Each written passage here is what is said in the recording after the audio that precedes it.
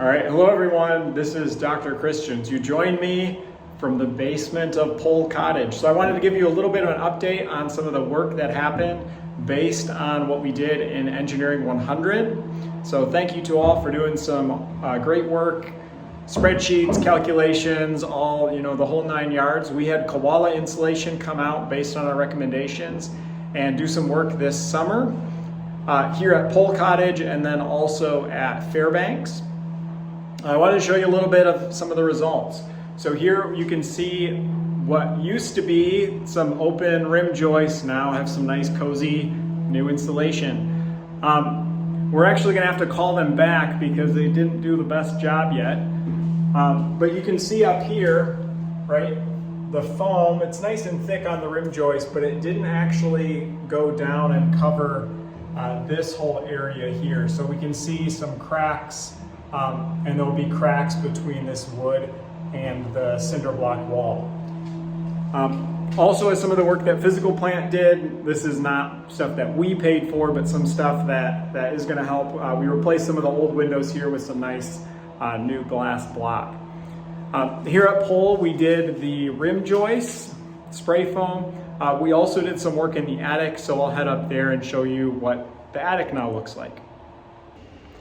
All right, so we're upstairs here at Pole Cottage and ready to check out the attic. So come on with me and we will take a look. All right, so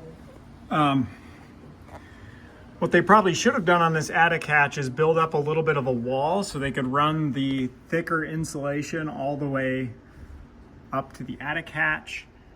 It looks like they didn't put any extra insulation on the hatch itself, which would have been nice.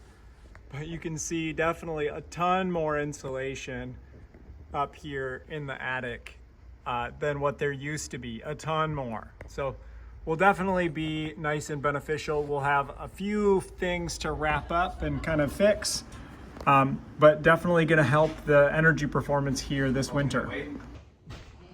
Hello everybody, Dr. Christians down here in the basement of Fairbanks Cottage now. This one's a little short, kind of have to duck down here. But we can show you a little bit of the work that went on. So down here in Fairbanks, we also did some nice spray foam insulation.